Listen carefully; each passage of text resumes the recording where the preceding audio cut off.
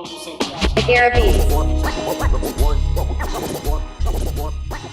to the next episode of Athlete Things, and today we are super excited to have Tori LaPerriere, a 57 kilo lifter hailing out of Canada, also coached by Kelly Mann, one of our coaches. So thank you so much for coming on. Thanks for having me. Yeah.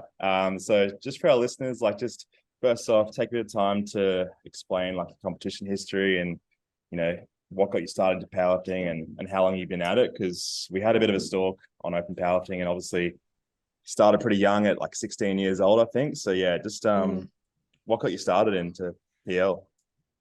Yeah, so I've been lifting for 6 years now. Well, I've been powerlifting for 6 years. I've been training for probably 7 or 8 years. I grew up racing motocross, and then I raced professionally for a few years. And the last few years I was racing until I was about 17 or 18, I got pretty hurt. And that's kind of where all my issues have come from. I have some broken vertebrae in my back. So broke my back and my hips are pretty banged up. Everything that can go wrong with your knees, that I have those issues. Same with ribs and shoulders and all of that. So anyways, my physio at the time, one of them before I quit, told me that I should get into lifting. So he had squat and deadlift in my rehab program for racing. So I was going into the gym every day and doing that.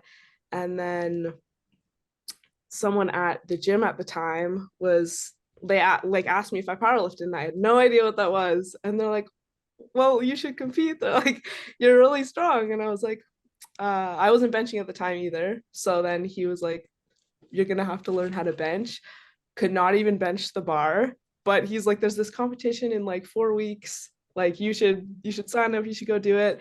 At the time, I was healing some fractured vertebrae in my back, and my hamstring was so fucked. It was so torn. And then I was like, you know what, I'm just gonna go do it anyways. So I signed up for this meet. I went in, I called the numbers on my own and did the whole meet. And then I ended up breaking unofficially, because you can't break national records at local meets, but all of our national records for sub junior. And then after that, this guy was like, you should keep doing this. So then literally the week after, I told my parents, I'm done racing. This was so much more fun. I met so many cool people and I was having so much fun training, and I was my body was just feeling better. So I just literally stopped that week and never rode a dirt bike competitively again, and just started lifting. And then I was addicted. So that's what a great place to start. Starting off with a broken back, broken hamstring. Yeah. So all the issues that Kelly has to deal with now, that all happened when I was super young. Nothing to do with powerlifting, so we can blame it on that.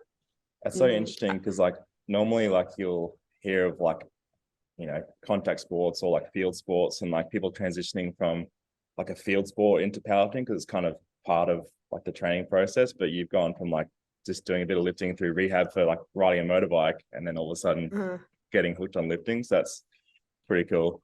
But it's contact, but into the ground. Yeah. Into your bike, into your handlebars. Yeah, it's making more sense now. Just really quick, we were talking off air about just a prep that you had, and snowboarding and getting injured. And as soon as you said motocross, I was like, oh yeah, I kind of get the idea of what she's like in terms of just being an absolute idiot, since I could walk basically. And I snowboarded competitively too,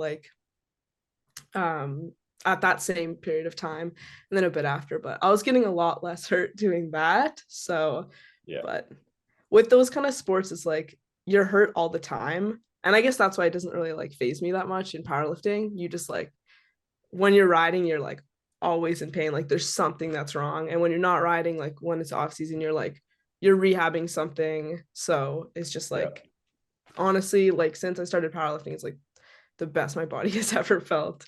Like it's just like a normal thing, I think. How do you go about like, do you ever get the itch to do more and more of that stuff now that you are kind of powerlifting pretty much full time? Like, do you ever go, oh fuck, I just want to be able to ride a bike or snowboard and not really have to Yes. worry about injuries? Yes, Kelly can attest to this. This season this winter has been difficult because I just finished school, like university, like a month ago or 2 months ago now. And this is like our season for snowboarding, and it's been like snowing so much. So Yeah. because I'm not in school and I work from home, or like like I have my like own work schedule, I guess. I just have been like taking advantage of it. So, and this was like during my prep for nationals. So I was going out like every day, and then I'd ride for like 8 hours and like come back and train at night and then like do the same, do it over again the next day. Um, yeah, it's difficult for me because I like being outside and I like doing everything. So, but I do love lifting, and it like all of my I love seeing all my friends at the gym, and like I love competing. So training is like always a priority. But How do you find your body holds up now? Like, obviously, you're not snowboarding the same way you were back in the day when you were pushing it really hard. But how do you find it with those 8-hour days and then going into training? it's fun. I feel like a machine. I'm like, I finish slowly a snowboarding, I go and I just like power through a session. I'm like, bodies are so cool. Like I like beat myself into the ground all day and I'm still like having a really good session. So That's maybe, crazy. yeah, maybe it could go a bit better if I didn't do that, but I would rather just like have fun and live my life and then like still have sick training sessions. And if like I don't know, if I'm really feeling tired, like I'll listen to my body and just like pull back a bit. Yeah. It's like not that big of a deal. I'll just like go hard on another session, I don't think it needs to be perfect all the time. It's crazy, right? Like when you're young, I mean, I'm 27, so I'm technically still young, but I think back to when I was like 21, 22, there was a period where I went out like every weekend for like 3 months and like was still competing, still powerlifting, training, still getting stronger. Like, sure, like the results probably weren't as good as if I was not going out till 4 a.m. every Saturday, but it's just crazy like what you can do when you're younger. Like if I did that now, I would be like so tired. I'd be fucking falling apart. I'd have like so many injuries. So it's just crazy. Like you said, like the body's pretty cool. You can kind of throw it around, and you've been Don't throwing tell me yourself. that though. Yeah. I want to do this Grandpa forever. Sam. Grandpa Sam. Yeah. Yeah, No, you're well, right. Yeah. You can do it again. I went through a bit of a phase about a year and a half ago where it was just fun Maybe all if the I time. just never stop, my body will just stay adapted. Yeah, it's the adaptations we create. Yeah, it is. like you said, though, right? Like powerlifting's probably a lot. Oh, well, it is a lot safer than what you're doing on a bike and in the snow on a board. I can control absolutely everything. It's amazing. Yeah. That's a Yeah. nice it's a nice segue though, just to talk about like how you were snowboarding into that recent prep into junior nationals. So obviously you just started with Kelly for about a block or two I before think it junior was nationals. 2 blocks. Yeah. Yeah, I think it was like it had to have been at least like 8 weeks. So Yeah. So tell us a little bit about that prep and then obviously how you went at the recent junior nats. yeah, so prep was, like I told you guys earlier, it was literally the best prep I've had in my entire life. It was perfect. And then I had to fuck it up, obviously. You got to keep things interesting. uh yeah, so I was snowboarding and I basically just like came off a rail wrong and like smacked my ribs on the rail, and they've already been like fractured and dislocated before, so I think I just like re-aggravated something. And then I went to train that night and I had SBD, and it was like the most painful thing I have ever done. I think I was able to squat but without a belt. I could bench, but someone had to like give me a really like aggressive handoff, and I could only, the bar path had to be like perfect. There could be like no movement this way or that way. And then I couldn't pull. And then I just like came back in every day after and like tried to pull. And then my my physio here was like, your body will like learn that this is what you're doing. Like, you're gonna have to adapt. So like, just keep trying. And then like a week later, I was able to like tolerate doing SPD movements again. So I'm like, this was like, it was chill, you know? Was it worth it? Yes. I had a good time. I don't know if it really affected my prep that much. It was really just like one or two sessions that I actually could not complete. I don't know. And I like, my mentality like didn't really change. I was still gonna like go in and like do my absolute best during each session. I wasn't like bummed out or anything. Kind of just like, this is what I did and now I'm paying the price for it. But Yeah. and then it was like, yeah. Meanwhile, like behind the scenes, Kelly was like speaking to all of us as a team, like, hey, this is what Tori's going through. What do you think we can do about it? We're like racking our brains as a team. And then she goes, oh, don't worry, she's gonna push through anything. Just prescribe her what you think's gonna make her strong. Yeah. Yeah, literally anything she writes down and tells me to do, I'm like, okay, I'll do it. Unless I'm in like 10 out of 10 pain. But yeah, it wasn't like that. I remember the day it happened. I walked in after a training session. She's like, guess what just happened? And I'm like, what are you talking about? She's like, this athlete I have in Canada, Tori's just done this after this. And she's like, what am I going to do? And I'm like, holy fuck, I got no idea. And then we wrote it all out on the board. And then we brought everyone in to kind of discuss it as well. Well, I guess from thanks your end, to it was you guys, like... man. Yeah, and you performed It was really all well, you. so... It was all you. Nah. Yeah. It takes a special kind of person to be able to push through something like that as well. It's been so much worse, guys. Like, honestly. Yeah. It's so interesting to see the side. Like I said, like we're over here freaking out, trying to get the program, dialed in so you can perform at the comp, and then you're just like, yeah, it's chill. Like, I'm actually not too bad. Well, I appreciate it. And this is why I have like a coach and like a good team of people around me. Like, even I work for the strength guys, but like I talk to them about this kind of stuff as well. But I don't know, when you have like a good support network and like so many people that I can trust, it's like, why am I gonna be like stressed out? This is what they're doing. Like, they're doing all this stuff for me, so I just have to follow the plan and chill. You just go snowboard and then rock up at the gym after and just fix me. Yeah. Yes. So yeah, you end up going into the comp and you hit was it 35 kilo 30, total PR? 30 kilos, yeah, 30 kilo PR. Yeah. Yeah. So I felt, I probably could have felt stronger if that didn't happen, but yeah, it was literally a perfect day. I think I've only went 9 for 9 once before. And yeah, this was the first meet that I was, well, other than the rib thing, but honestly, I would not count this, like, because it didn't really bother me that much during the meet, but my first meet that I haven't been hurt. So it's usually been my back or my hips that I haven't been able to squat or deadlift during my prep at all, like maybe a single, like 2 weeks out or something. So yeah, just being able to have a solid squat and deadlift prep. Yeah, and then feel like confident on meet day. Honestly, that's like the biggest thing. When you're not in pain and you're like and competing, it turns out it makes a really big difference. When you're not thinking about your back exploding when you're going and walking on the platform. Just shitting out your spine.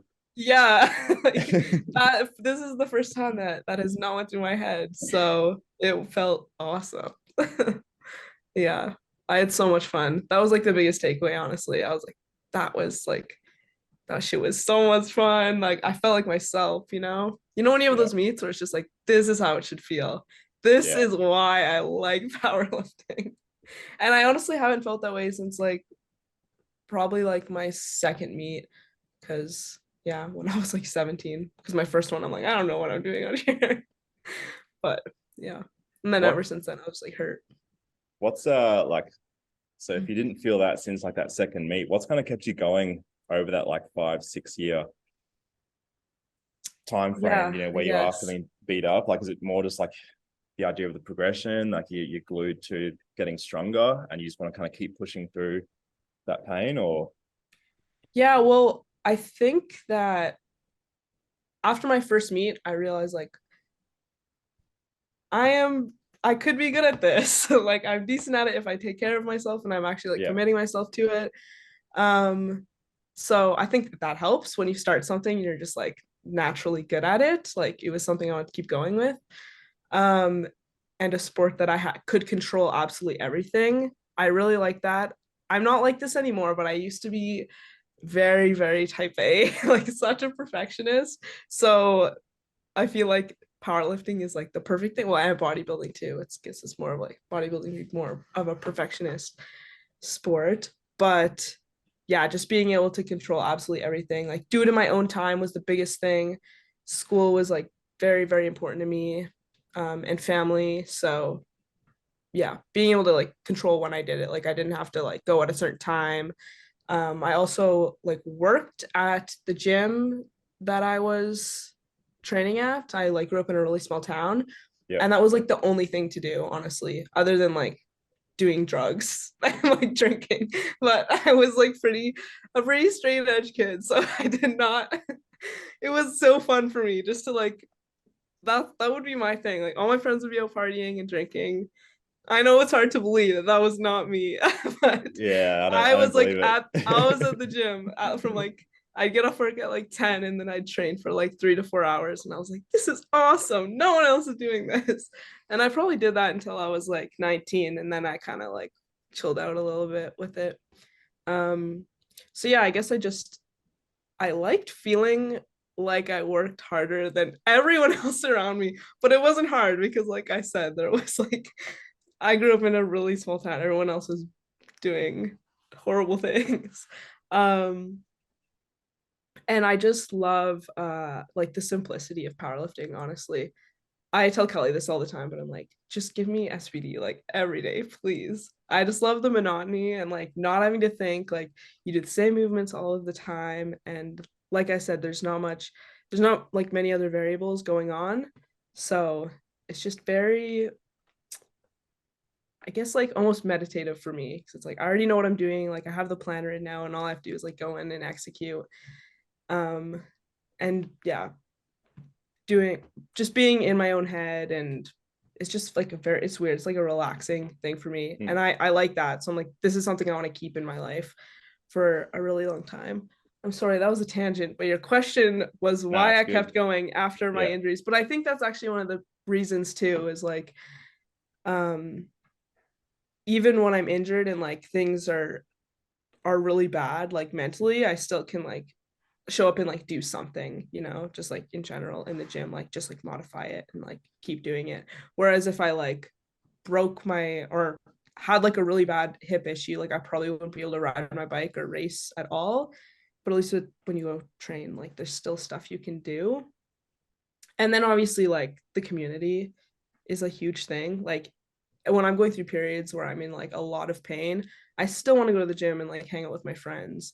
Or in other sports, I feel like that's not as acceptable. So yeah. And now it's like my life because it's my job as well. So it would be difficult just to like when I'm going through periods of being in pain, like I'm not just gonna like quit, It's just I'm so invested now.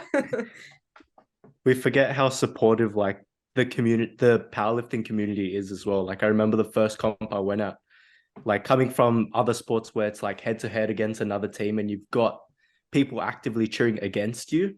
And then when you go to a powerlifting meet, like everyone's cheering for you. And it's like the craziest switch. So right.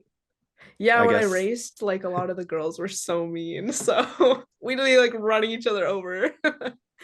But there's like a lot of money involved too, so that like makes a huge difference. Yeah. I think that competitive mindset will come back up towards like higher level, right? Because you are going to your first worlds.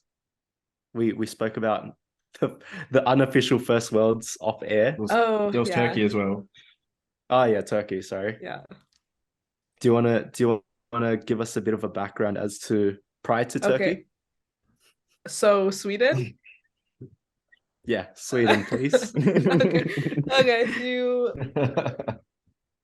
Okay, okay, so actually leading into Sweden was when my back and my hips like got the worst. I trained really hard the first few years I started lifting, and then I just like so many issues came up, like tendon issues, like just like chronic long-term stuff, overuse stuff. And I was, yeah, just being such an idiot. I was doing that, SPD 3 to 4 times a week. I was training really like way too hard, and like I was cutting weight and stuff. So yeah, my body was like just so trashed. So um I gotta like make sure I have this whole story right. Okay, so 2020 nationals. That was the first time I won nationals as a 52 kilo lifter. And then everything shut down because of COVID. So they canceled Worlds that year. That was 2020, I think. I hope I have the dates right. And then they rescheduled it for 2021. Okay, yeah. So So during this was that Hampstead. time, yeah. During that time, I was really, really hurt. I wasn't training at all. This is during COVID. And after I competed, they like canceled Worlds. So then I decided this is when I'm like going up a weight class. I'm just gonna like get healthy. So I sat at home and did nothing because I couldn't train either, but I still wanted to go to a weight class. So I probably put on like 10 kilos. I was almost like 63 kilos, which is not normal for me. Um, and then they're like, okay, we are sending, like the Canadian team was like, we are sending a team. So I won as a 52. So they're like, you're going as a 52. I was like, cool. I wanted to go to Worlds so bad. So I was like, I think I had like 10 weeks. I'm like, I'm doing it. So like did the worst crash I ever down to 52. I think I left. I wasn't training either. I was just like benching. I like squatted and deadlifted probably like 2 weeks leading into this meet because I was hurt. I got there. I was like 55 kilos. I'm like, this is fine. Usually I'd water load like 2 kilos. But yeah, I don't know what happened. My body was like not getting rid of weight at all. So the night before I was 55 still, and then I was like, okay, well, I should probably start sauning because I'm competing in 8 hours because I like water loaded, but I didn't lose any weight. So um there was only a shower, so we made a sauna in the like out of the shower, and I sat in there with my like Team Canada tracksuit on, socks. I had like this Patagonia like raincoat, a toque, gloves, and I sat in there like, and I was spitting, and this was like the night before, um, until I passed out. So, I went downstairs to check my weight on the scale, and I was like standing on the scale. I don't even remember like what the weight was, and I was like, this is not good. I don't feel good. And then I just like started walking off and then fell and like blacked out. And then, Holy shit. yeah, when I woke up, Kimberly Walford was like standing over me. She's like, "Are you okay?" And she was like holding my legs up. I'm like, I don't know. I was like, I don't even know where I am. So then my friends like brought me back up to my room, and I tried to sleep for a few hours. I got like actually it was like a really good sleep, oddly. You know when you have like those 2 hour sleeps, but they feel like 10 hours, you like dreams and everything. It was really good. So I don't know, it was like these it was amazing. And I woke up, I'm like, oh yeah, I'm competing. Like forgot about the night before. I was so excited. I stood on the scale and I'm like, shit, I still have to lose 2 kilos. So I went back in the sauna, did the same thing over again. I think I lose like 1 kilo, maybe not even. And the hotel was not at the venue, so we had to like coordinate when we were leaving to the venue. Missed the bus like 3 times. This is like my weigh-in is over at this point, but I'm still like, we're gonna make it. Like I had full faith that I was losing 2 kilos from the bus ride to the venue. So we ended up getting to the venue finally, and I have like 5 minutes to weigh in. Some other girl isn't making weight either, and she's in there, and I'm waiting for her. And I'm walking through the hallway, and Ryan Lapadat starts talking to me, And I'm like, yeah, like I don't know if I'm gonna make weight. Like I have to weigh in 5 minutes. I'm still like a kilo or so over. And so he like puts this garbage bag over my head and I'm like running on the Stairmaster. Did that until the girl was done, and then I went into the weigh-in room. Okay, you might have to cut this part out. I don't know if this is appropriate.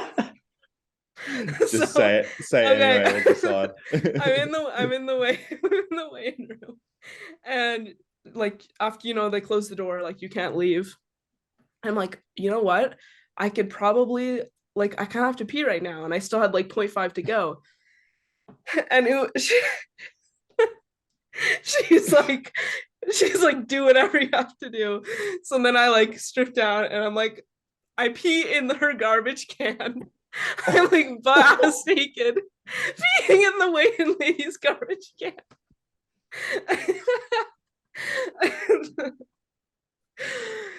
So one of my friends was with me at the time, and I have a video of me like stepping on the scale. I'm 52.02. I'm like moving around the scale. It hits 52 exactly for like a split second, and we're like, oh shit, we made it. And then it went back to 52.02, and we all just like stood there and looked at each other. And then I did like the walk of shame out of the room with my pee trash bag over my shoulder. Oh no. That is probably the craziest weigh-in story I've ever heard. Yeah, and then I was like, well, that sucked. And then I just like went and made an Alico waffle. We were at the Alico headquarters, grabbed a coffee, and then like chilled in the crowd and watched everyone lift and still had a fun time. And got pretty drunk. And that was like the fastest I've ever got drunk, probably because of the, dehydration. Severe dehydration. I don't think I ate for like a day either. Like my body was running very rough. That was like 10 kilos in 10 weeks and then 3 kilos in like a day. Yes, Holy it was. Shit. Yeah. So yeah, that's that's the Sweden story. And then I don't even know what happened after that. It was just onwards. Actually, no, it went very downhill after that again. Because I did end up going up to 57, but then I like busted out my hip again. So I was just like, yeah, going backwards again. I was still not like squatting or deadlifting. Yeah. Probably like a year after that. But then at that year, the next year, I kind of just like cruised into Nats, and like I didn't really have any competition, so I was able to just like, yeah, do what I could and still win. And then that's when I qualified for Turkey, and then went to Turkey, still had a messed up hip and back. So if you look at my meet history, it's like very messed up. I like will make like 1 or 2 lifts and then or randomly like go for 3 and hit a PR, and I don't know where it comes from, but that's what happened in Turkey. It was sweet. But but then I like wasn't able to finish my deadlifts because of my back. But I like still had so much fun there as well. So just like I have no expectations at this point. I'm like, I'm just gonna keep rolling up and doing what I can and hope. I think it's pretty cool that you can like get so much fun and enjoyment and have such a good time, even when it's probably the worst situation, like peeing in a garbage can, like you can ever have. Like it's pretty cool that you can just shake that off and go, oh well, I'm in Sweden anyway. Let's just watch some powerlifting. That's pretty sick. Yeah. I mean, I think it's all for fun. Like, I don't know. Yeah. And then like you said, like after just that junior nationals, you've now had this comp where you've actually had some real fun and enjoyment from actually competing. So what's the plan now after junior nationals for the rest of this year? So yeah, after that, I'm like, oh wow, if I'm like, well, obviously Kelly has like helped me a ton. Like I would not be, that would not have happened like without Kelly's help. So yeah, I honestly like, it's all thanks to her, or I'd still be messing around probably with a broken back, and that wouldn't have happened. So honestly, it's just like, it was just like so reassuring because like I knew that I was like capable of having a performance like that, but I've just kind of been like hanging out and having fun with it until this point and not being too worried about it. Because in the back of my head, I always knew like it'll come, like just keep chipping away and like have fun with it and stay positive and like your time will come. And like I still don't think like it has come, but it's just like I can do it. I just have to like keep stringing together some like healthy blocks of training and like keep carrying like good momentum. So the way that the Canadian national team selection works is it's probably like this in most places as well, but like your priority if you place first, and then if there's open spots in the team, then anyone else with the highest points can go. So I placed second in the junior class at nationals this year. So I just applied for both open and junior worlds. And then if they have open spots in the team and I have the highest points, then they'll choose me to go. And if I get chosen for both, then I will go to Malta and Romania. But if not, I'll do one or the other. But if I don't go to either of them, then I'll probably just do, I don't know, honestly, I haven't looked at the other international meets this year, but like that's an option. I love traveling, so it's like a cherry on top to get to go have a vacation and compete. And I think it's a good experience too, competing somewhere out of the country, because that always makes it a little more interesting. And then there's some like our Western Canadian championships and like provincials and stuff like that. I can do those as well if I just want some more practice, but I'm like, not like a huge rush to, honestly, like I could just chill for the rest of the year and go back to Nats next year as an open, and then try to go to Worlds again next year or something. But I'm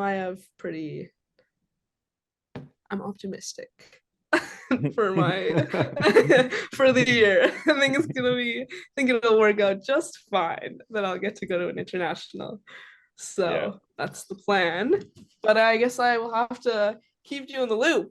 In the next week, I'll probably know if I'll be going to Malta. So that'd be so sick. Yeah, well, hopefully we can all see you there, because we'll be heading there too, and hopefully we'll see you in Malta and make weight, then have some beers after. Yeah, making weight. No, that's how you make weight. Is drinking beers into the meet. I'm not gonna try that. Don't tell Kelly, that's my dehydration method. So good. Sorry, Kelly. All right, well, we might leave it there because the time's ticking. But yeah, thanks, Tori, for coming on today. Where can people find you on Instagram and social media and stuff? Yeah, so I pretty much just use Instagram, and my handle is LaPerriere, LaPerelly. Yeah, I think that's like the only social media I really use. Yeah. Cool. I post not many important things on there. But that's right. Yeah. Hopefully people can see some funny stories and a mix of snowboarding and some powerlifting. That's basically what it is. And coffee, lots of coffee. Cooking, make lots of food, so a little bit of that. But yeah, bit of a lifestyle powerlifting channel. Yeah, big lifestyle powerlifting channel. I do do a story time channel. I really should. It's crazy. Hopefully we get to hear more from you, especially in the future. Hopefully Malta, Romania. Not as crazy stories. Hopefully there's more. Like that's what it's about, right? Yeah, I love it. Good performances. No, we gotta have some more good performances to deserve good stories. So sweet. Yeah. All right. Thanks, Tori. Thanks so much for coming on again. Thanks so much, guys. See ya. Thanks, Tori.